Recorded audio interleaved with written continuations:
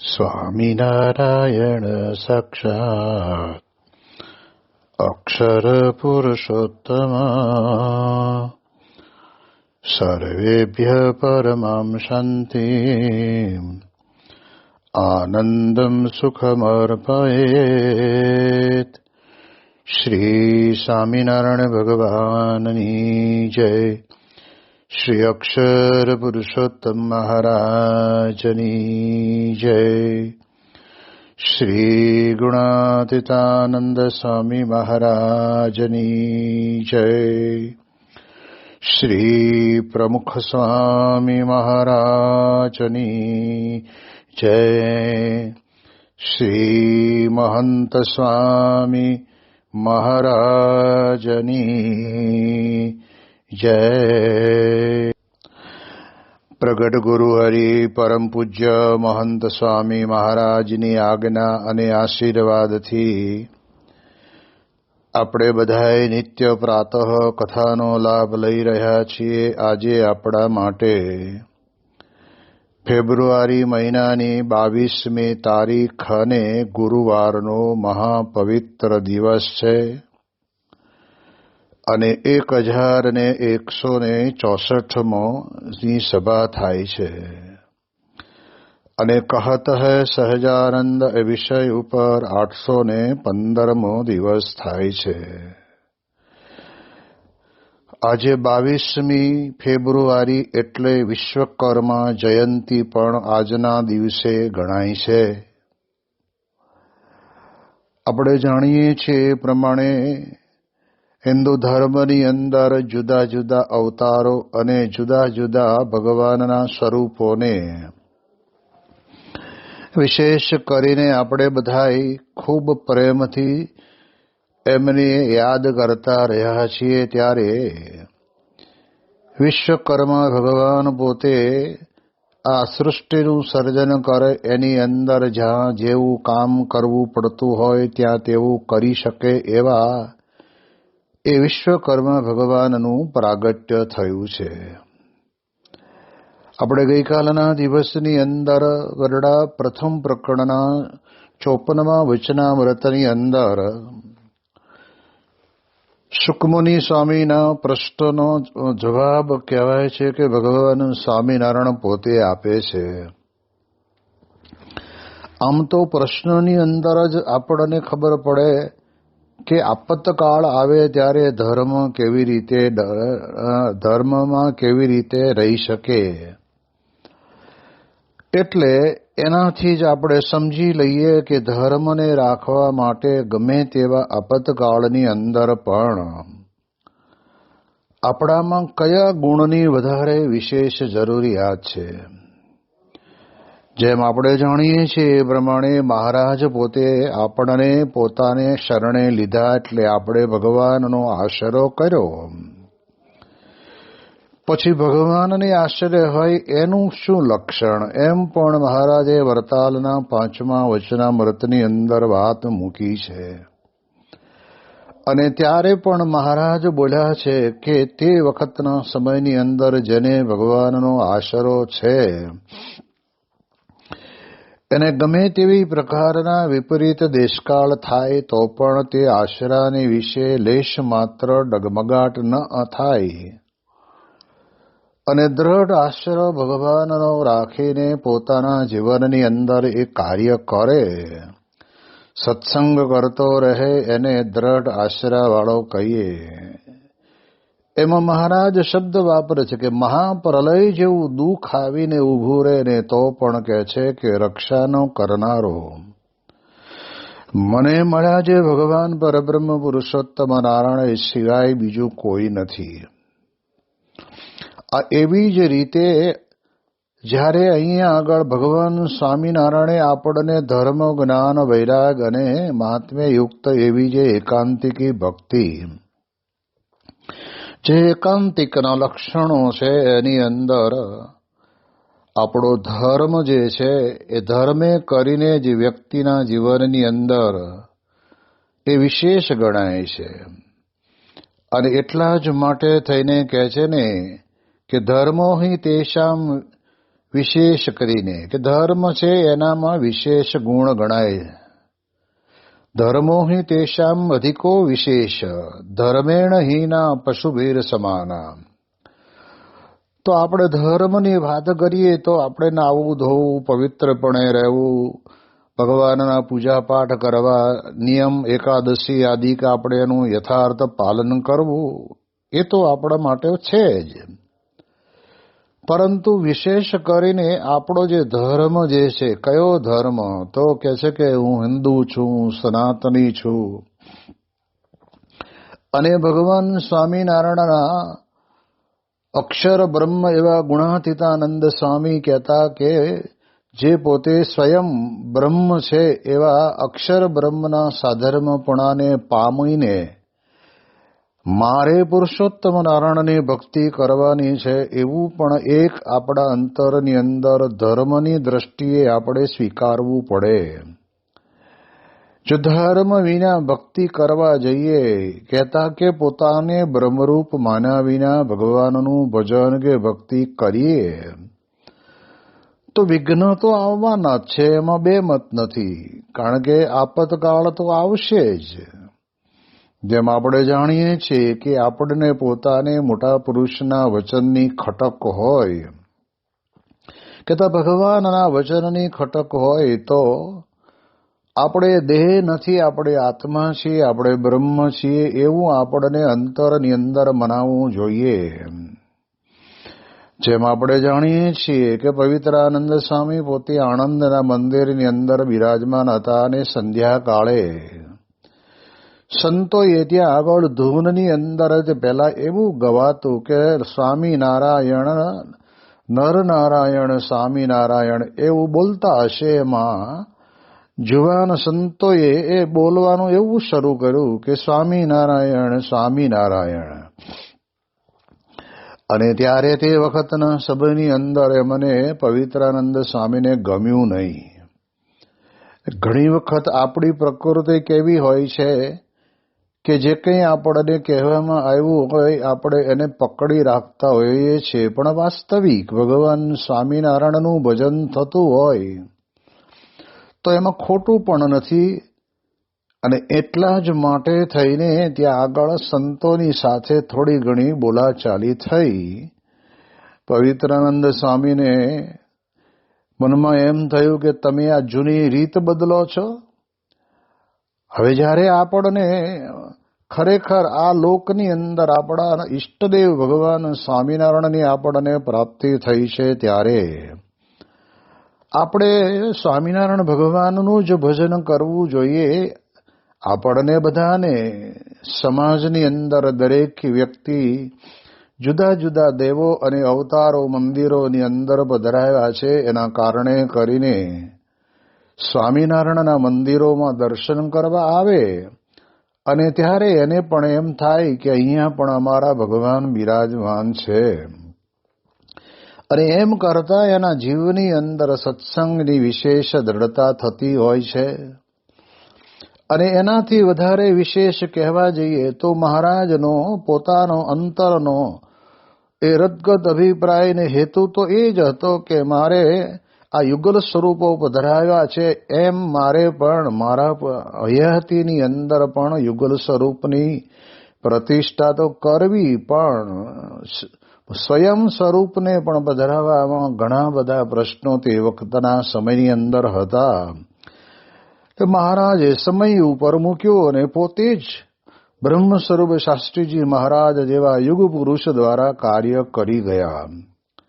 અને આજે વિશ્વભરની અંદર દુનિયામાં ડંકો વાગ્યો નવખંડ ધરાની વિશે અક્ષર અને પુરુષોત્તમની વાત, એની ધજા ફરકતી થઈ, મંદિરોના નિર્માણ થયા જેની અંદર યાવત ચંદ્ર દિવાકરો સુધી એ અક્ષર સહિત પુરુષોત્તમ બિરાજમાન રહેશે.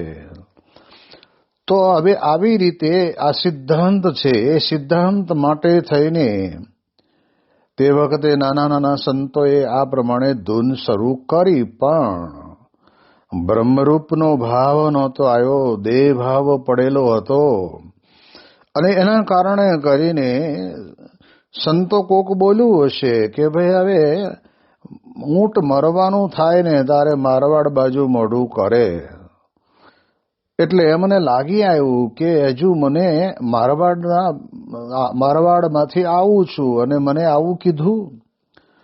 જો અંતરની અંદર બળતરા થઈ ભગવાન સ્વામિનારાયણના દીક્ષિત સાધુ, પછી સંપ્રદાયની અંદર પણ એમની જેને કહેવાય કે વ્યવહાર કુશળતાને કારણે કરીને એમને એક સદગુરુ પદ પણ આપ્યું હશે. તેમ છતાં પણ કહે છે કે આવું જ્યારે બન્યું ત્યારે પોતાના જીવનમાં એને દુઃખ લાગી આવ્યું. અને ત્યારે તે વખતે જરૂર શું પડી, તરત જ ગાડું મગાવી અને વડતાલ ભેગા થઈ ગયા. પણ જાણતા હતા કે આ બળતરા હવે જે બહાર કોઈ વ્યક્તિ દાજો હોય ને તો એને કદાચ માખણ કે મલાઈ ચોપડવાથી થોડી વાર ઠંડક રહે, પણ અંતરની અંદર જે બળતરા લાગી હોય ને એ બળતરા માટેનું ઔષધ તો તમને દુનિયાના કોઈ મેડિકલ સ્ટોરમાં જોવા નહીં મળે. અને એટલે જ અહીંયા આગળ આપણને એ પવિત્રાનંદ સ્વામી પોતે અનુભવ વર્ષોથી મહારાજની જોડે રહેલા, એટલે અમને ખબર કે આવું જ્યારે અંતરની અંદર ઉદ્વેગ ઉભો થાય ત્યારે શું કરવું. અને તે વખતે કથા કરનાર કોઈને બોલાવો ને તો મને શાંતિ થાય. સેવક સંત ત્યાં રસભા મંડપની અંદર આંટો મારીને પાછા આવ્યા અને કહ્યું કે સ્વામી બીજું તો કોઈ છે નહીં, પણ મહુવાના પ્રાગજી ભક્ત પોતે કથા કરે છે તો કે એને બોલાવો. હવે એમણે પોતાને ભગતજી મહારાજ સાથે થોડી ઘણી એવી પ્રકારની વૃત્તિ થઈ ગયેલી કે આ પ્રમાણે એમને વિમુખ પણ કરવામાં એમનો મોટો ભાગ હતો. તો એ પવિત્રાનંદ સ્વામી એમને બોલાવ્યા અને ભગતજી મહારાજે પોતે વખતના સમયની અંદર ધર્મમાંથી ન પડે આ આપતકાળ આવ્યો કહેવાય. કારણ કે દેહ ભાવ આવે છે ને એ આપણા જીવનની અંદર આપતકાળ છે. મનની અંદર લાગી આવે, આજકાલના આવેલા મને શું સમજે, કેમ મને બોલી જાય, આ બધા જે શબ્દો લાગી જાય છે ને એ આપતકાળ છે. સત્સંગનો આપતકાળ આવો છે. અને ત્યારે આપણો ધર્મ કયો છે? આપણો ધર્મ આ કે બ્રહ્મરૂપ બનીને પરબ્રહ્મની ભક્તિ કરવી. એવો એક સૈદ્ધાંતિક ધર્મ આપણને મહારાજે પોતે આપ્યો છે. લોયાના 7ના વચનામૃતમાં પણ કહ્યું છે. લોયાના 12ના વચનામૃતમાં પણ ઉપાસનાની સાચી રીત બતાવી છે. એટલે આમાં જ્યાં આગળ વિઘ્ન આવે ત્યારે શું કરવું, ત્યારે તે વખતે ભગવાન સ્વામિનારાયણના વચનો દ્વારા જ આપણને અંતરની અંદર શાંતિ થશે. અને ત્યારે પ્રાગજી ભક્તે કહ્યું કે સ્વામી, જ્યાં સુધી તમે અક્ષર બ્રહ્મ ભાવને નહીં પામો ત્યાં સુધી આ લોકની અંદર આવા પ્રશ્નો રહેવાના. પણ દેહ ભાવને ટાળી નાખી અને હવે હું આત્મા છું, બ્રહ્મ છું, અક્ષર છું એમ સમજાશે તો ભલે ને ગમે તેવા આપતકાળ આવે તો પણ કહેવાય છે કે એની અંદર તમને અંતરમાં લેશ માત્ર દુઃખ નહીં લાગે. જેમ ભગતજી મહારાજને પોતાને પણ ગુણાતીતાનંદ સ્વામીની જોડે રહીને એમણે જે કાર્ય કર્યું, સેવા સરબરાહ, કહેવાય છે કે આ આજ્ઞાનું પાલન કરી લીધું અને પોતે બ્રહ્મભાવને પામી ગયા. અને ત્યારે તે વખતે ભગતજી મહારાજને વિમુખ કર્યા. તો ભલે કદાચ આ સંસ્થાની અંદરથી વિમુખ કરે છે, પણ અક્ષરધામમાં જવા માટે તો મને કોઈ રોકી શકવાનું છે જ નહીં. એ કયા ભાવથી? તો એમને બ્રહ્મ ભાવ હતો, આત્મદ્રષ્ટિ હતી, અક્ષર રૂપ પોતે બની ગયા હતા. આ તો બધું ચાલ્યા કરવાનું. મને તો સાક્ષાત અક્ષર બ્રહ્મ દ્વારા પૂર્ણ પુરુષોત્તમ નારાયણની પ્રાપ્તિ થઈ છે, એટલે હું ધન્ય બની ગયો છું. અને એના કારણે કરીને પોતાને આવી પ્રકારનું કર્યું. એમાં પણ મને કોઈ તકલીફ ન પડી. જ્યારે મહુવા જતા હતા ત્યારે રસ્તાની અંદર જમવા માટે થઈને જે કંઈ ભોજન આપ્યું તે ભોજનની અંદર પણ કહેવાય છે કે એ વિરોધી ઝેર નાખ્યું હતું. તો પણ તે વખતે એમણે પોતે આ પ્રકારે મનની અંદર ભાવ ન લીધો અને આ ભગવાન જે કંઈ કરતા હશે એ સારું કરતા હશે, આવી પ્રકારનો વિચાર તે વખતના સમયની અંદર રહેને એ સ્વરૂપ નિષ્ઠાની બાબતની અંદર આપતકાળમાં પણ ક્યારેય ડગે નહીં. એટલે અહીંયા આગળ આપણા સત્સંગની અંદર આપણે એ માત્ર ને માત્ર ધર્મ કહીએ છીએ, એટલે નાવું ધોવું પવિત્રપણે રહેવું એ તો ધર્મ છે, પણ પાછો આપણો આ પણ એક ધર્મ છે કે પતિવ્રતાનો ધર્મ અચળ કરી રાખજો.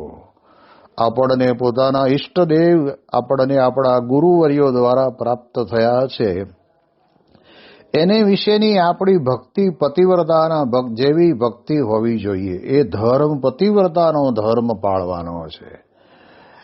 જીવનની અંદર ગમે તેવી પ્રકારની નાની મોટી વિપત્તિઓ આવે પણ છતાં એની અંદર ક્યારે પોતે લેવાય નહીં, અને એ પણ જે કંઈ કરતા હશે એ મારા માટે સારું કરતા હશે એવું સમજે.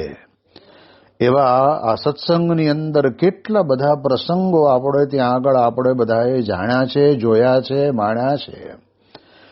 એટલે ભગવાનના સ્વરૂપની વિશેનું જેટલું જ્ઞાન આપણને દ્રઢ થયું એટલો જ આપણે આપતકાળની અંદર પણ આપણે બચી જઈએ. આપતકાળ એટલે ઘણી વખત દૈહિક આપતકાળ આવે, પારિવારિક આપતકાળ આવે.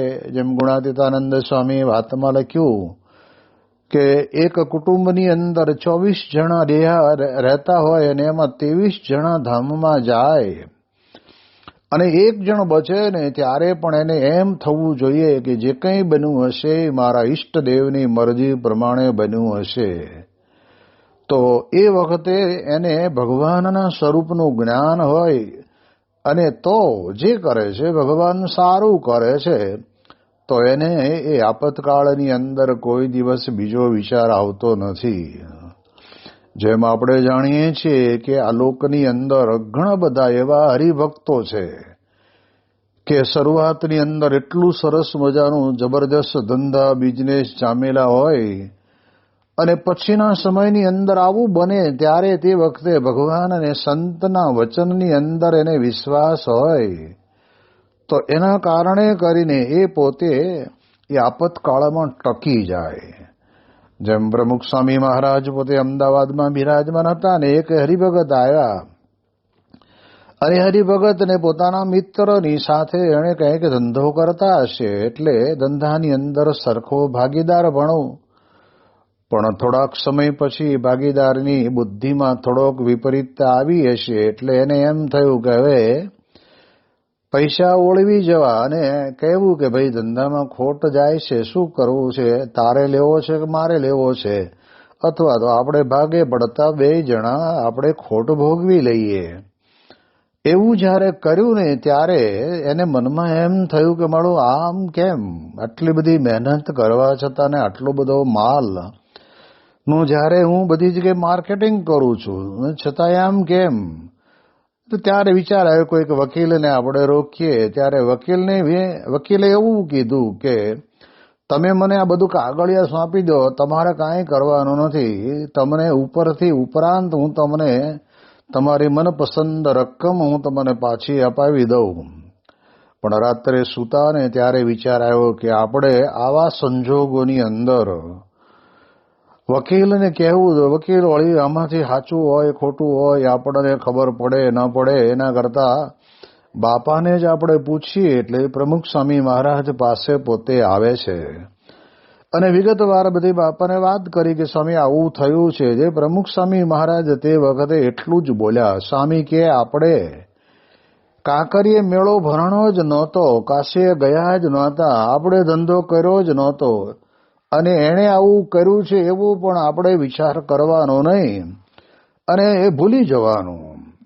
આવા જ અમૃત વચનો એને કીધા અને પછીના સમયની અંદર બાપાને પૂછ્યું તો શું કરવું કે આપણે ફરીથી આપણો સ્વતંત્ર રીતે આપણે આપણી પાસે એની આવડત તો છે જ એટલે આપણે એ ધંધો કરવાનો અને ચાલુ કર્યું અને ભગવાનની દયાથી વર્ષની અંદર પણ ખૂબ સારી રીતે પોતે ધંધાની અંદર કમાવા માંડ્યા. પણ સત્પુરુષના વચનની અંદર વિશ્વાસ આવે. આ બધું જતું કરવું જેવી તેવી વાત નથી, માણસને લાગી આવે. પણ જો ભગવાન અને સંત જે કહે છે એની અંદર બરાબર યોગ્ય જ હોય, એવું જો આપણને અંતરની અંદર દ્રઢ વિશ્વાસ આવી જતો હોય તો વાંધો ન આવે. પણ ઘણી વખત શું થાય છે કે સત્સંગની અંદર આવ્યા અને આવ્યા પછી આપણને સત્સંગ કરતા કરતા કાંઈ વિશ્વાસ જ્યારે ઘટી જાય ને ત્યારે આવું પ્રશ્ન આવીને ઉભો રહે છે કે બાપાને કહે ને કે બાપા તમે કીધું એટલે આ બધું કર્યું, પણ આમાં તો બધું ખોવાનો વારો આવ્યો. અને ત્યારે આપણે વિચારવાનું, એમણે કીધું એમ કર્યું અને જે થયું એ પણ એમની મરજી પ્રમાણે થયું હશે અને સારું ભવિષ્યમાં થશે. એટલે એ દ્રષ્ટિથી ગમે તેવી આ વિપત્તિ આપત્તિ આવે તો પણ એની અંદર ધર્મમાં ડગે નહીં. ત્યારે આપણા ગુણાતીત ગુરુવર્યોના જીવનની અંદર જોઈએ તો યોગીજી મહારાજ પોતે બોલ્યા કે અમારા તો ધન કરતા ધર્મ વધે. કારણ કે આમ લંડનથી જ્યારે પ્લેનની અંદર પાછું આવવાનું હતું ને ત્યારે તે વખતે બાપાએ પૂછ્યું કે બાપા કે આપણે જે પ્લેનમાં જઈએ એની અંદર એર હોસ્ટેસ તરીકે મહિલાઓ હોય? હવે એ તો હોય જ. તો સામે કે આપણે એમાં નથી જવું. આપણા ગુરુ શાસ્ત્રી મહારાજનો આ સિદ્ધાંત છે કે ધન ભલે કદાચ જાય પણ ધર્મ ન જવો જોઈએ. એટલે સ્ત્રી પુરુષ મર્યાદા સચવાઈ રહે એટલા માટે યોગીજી મહારાજે પોતાના જીવનની અંદર આ પ્રકારે દેશ અને વિદેશની અંદર વિચરણ કર્યું. એમાં એમણે પોતાના જીવનમાં ધર્મનું યથાર્થ પાલન કર્યું. એટલે એ પ્રકારે એમના મનની અંદર હતું. એક વખત એવું પણ બનેલું કે જ્યારે સ્વામી પોતે પરદેશની અંદર હતા અને એરપોર્ટ ઉપર પહોંચવામાં થોડું મોડું થયું. ત્યાં પહેલું આયોજન એવું જ હતું કે ભાઈ આપણે સંતો અને બાપા બધા બેસી જાય, પછી બધા પેસેન્જર બેસે એટલે વાંધો નહીં. અને બદલે થોડું મોડું થયું એટલે પેસેન્જર તો બધા બેસી ગયેલા હતા. અને સ્વામીને કહ્યું કે બાપા હવે આ બધા બેસી ગયા છે, આપણે હવે ઉપર જાઓ. સ્વામી કે આપણે જવું નથી, તમે કહો એ બધા નીચે ઉતરી જાય. જ્યારે એમના અંતરની અંદર વચનને પાળવાની ખટક હતી કે મારે મહારાજની આજ્ઞા પ્રમાણે જેને જાગ્રત સ્વપ્ન ને સુષુપ્તિમાં ક્યારેય પણ સ્ત્રી સંબંધી કે આ નિષ્કામ ધર્મ સંબંધી કોઈ પણ પ્રકારનો ખોટો વિચાર આવ્યો હોય એવું બન્યું જ નથી. એ કેટલાયને નિષ્કામી બનાવી શકે એવા ગુણાતીત પુરુષ. અને તે વખતે બાપાએ હરિભગતને કીધું કે તમે પાયલોટને જઈને કહો કે પુરુષો બધા બેસી રહે, ખાલી મહિલાઓ થોડી વાર જેટલા હોય એટલા નીચે ઉતરી જાય અને આ સંતો ઉપર બેસી જાય, પછી એ લોકો ભલે ઉપર આવે. અને આ કહેવું પરદેશની ધરતી ઉપર તો બહુ અઘરું. અને ત્યાં આગળ જઈને કહ્યું ને યોગી બાપાના અંતરની અંદર મહારાજની આજ્ઞા પાળવાની કેવી ખટક હતી. અને એના કારણે કરીને તે વખતના સમયની અંદર પાયલોટે જાહેરાત કરી અને તે વખતે તરત જ જેટલા ત્યાં આગળ મહિલાઓ બેઠા હતા એ બધા સમજી ગયા કે ત્યાગીઓ માટે થઈને આ પ્રમાણે એને ધર્મ નિયમની આવી દ્રઢતા હોય છે, એટલે આપણે નીચે ઉતરી જઈએ. અને જેટલા હતા એટલા ઉતરી ગયા. પછી યોગીજી મહારાજ બેઠા. તો કહેવાનો અર્થ શું છે કે આવી રીતે આપણે જ્યારે સત્સંગની અંદર આવ્યા છીએ ત્યારે ભગવાનનો આશરો પણ આપણે દેહની અંદર ગમે તેવો રોગ આવે, ગમે તેવી વિપત્તિ આવે, ગમે તેવી આર્થિક વિપત્તિ આવે તો પણ કહે છે કે આપણો સત્સંગ આપણે ગમે તે રીતે કરીને સાચવી લેવો. એમાં કોઈ પણ સંજોગોની અંદર ફેર પડવા દેવો નહીં. પ્રમુખ સ્વામી મહારાજની છેલ્લી જ્યારે વિશ્રામ લીલા હતી ત્યારે પણ હવે એ તો કેવો વિપરીત સમય ગણાય. 91 થી 95, 96 સુધી, 92 થી 95, 96 સુધીની ઉંમરની અંદર તો સ્વામી બાપાને આમ પથારી અંદર પડખું ફેરવવામાં પણ ઘણો બધો સમય લાગતો. એવા સંજોગોની અંદર સ્વામી રૂમની અંદર ભલે રહેતા પણ નિત્ય આરતી, નિત્ય ચેષ્ટા. તદુપરાંત કહેવાય છે કે ભગવાનના મંદિરની અંદર જઈને દર્શન કરવા. 2-5 સેકન્ડની અંદર ગમે ત્યારે બીપીનો વધારો ઘટાડો થઈ જતો હોય એવો સંજોગ હોય તો પણ સ્વામી પોતે એમ કે નહીં, ભગવાનના દર્શન તો કરવા જ. જ્યારે નવસારીની અંદર પ્રમુખ સ્વામી મહારાજ પોતે સાંકરીની જન્મજયંતિ ઉપર પધારવાના હતા ત્યારે થોડું ઠંડીને લીધે બાપા બીમાર પડ્યા અને તાવ ને ઝાડા ને એવું થયું હતું. તો રૂમની અંદર પૂજા કરતા હતા અને તે વખતે સાંકરી મંદિરમાં કુઠારી તરીકે હું હતો. એટલે નિખિલેશ સ્વામી, નારાયણમુનિ સ્વામી અને હું 3 જણા ગયા. પૂજા પછી અમે જોયું તો સંતોએ કહ્યું કે બાપા ઠાકોરજીના દર્શન થઈ ગયા છે, એટલે દવા લઈને હવે સૂઈ જવાનું છે. અને ત્યારે સ્વામી કે ના, આપણે ઠાકોરજીના દર્શન કરવા જવું જ છે. ત્યારે તે વખતે સંતો કે બાપા બહાર ઠંડી પણ બહુ છે અને આપણે આ થોડું વધારે થશે અને સામે ઉત્સવ આવે છે. અને ત્યારે તે વખતે સ્વામી કે ના જવું છે. જો એમના અંતરની અંદર દ્રઢાવ હતો કે ભગવાનના દર્શન વિના એમણે ગમે તેવો ઉપવાસ લાગ્યો હોય, ગમે તેવો ઉપવાસ કર્યો હોય, તો પણ એમણે ક્યારેય શરબત પીધું જ નથી. અને આપણે જાણીએ છીએ કે તે વખતે નવસારીની અંદર તો આપણું હરિમંદિર હતું. એટલે તે વખતના સમયની અંદર ત્યાં બાપા ઉપર પધાર્યા, દર્શન કર્યા પછી એવી કોઈ આયોજન હતું નહીં કે બાપા દર્શન કરવા આવશે એટલે બધી જગ્યાએ પાથરણા પાથરી દીધા હોય. તો સ્વામી દર્શન કરીને કે પ્રદક્ષિણામાં જવું છે. એટલે હવે આગળના ભાગની અંદર પાથરણું હતું પણ બીજે બધે તો પાથરણા હતા જ નહીં. તો એ બરફ જેવો આરસ એની અંદર પ્રમુખ સ્વામી મહારાજ પોતે પ્રદક્ષિણા ફરવા માટે ચાલતા ચાલતા ગયા. આપણને લાગે, દેખાય કે એમને અંતરની અંદર કેટલી ખટક છે. અને જ્યારે મોટા પુરુષ પોતે આટલું બધું ધર્મની અંદર વર્તતા હોય ને, ત્યારે જ આ સમાજની અંદર આવો લાખોનો સમુદાય છે એને ધર્મની અંદર વર્તવા માટેની પ્રેરણા મળે. બાકી એ વગર તો સ્વામી કે ગુરુ કાંઈ કરે નહીં તો ચેલો ક્યાંથી કરે. પણ ગુણાતીતાનંદ સ્વામી કે ગુરુ હોળ આની પાળે ને ત્યારે શિષ્ય માંડ 4 આની પાળે. એટલે મહારાજ આપણને આ વચનામૃતની અંદર બહુ અદભુત વાત કરે છે. આપણો એક બીજો પણ આમાં એક ધર્મ થાય છે. વચનામૃતના આધારે એક મર્મ સમજીએ તો મહારાજે કહ્યું કે આપણો કયો ધર્મ, તો કે સત્પુરુષની વિશે દ્રઢ પ્રીતિ કરશું ને તો જ આપણું મોક્ષનો દ્વાર ઉગાડું થશે. આ પણ એક આપણો ધર્મ છે. આ આપણે નહીં કરીએ તો સ્વામી કહે છે કે સમય જશે અને કીધું ને કે 100 જન્મ લેવા પડે અને 100 જન્મે આપણું સારું થાય એવું હોય, પણ ભગવાનના ઉત્તમ ભક્તની ભગવાનની જેમ સરખી સેવા કરે ને તો એના જીવનની અંદર કહેવાય છે કે એને આના જન્મે 100 જન્મની કસર ટળી જાય.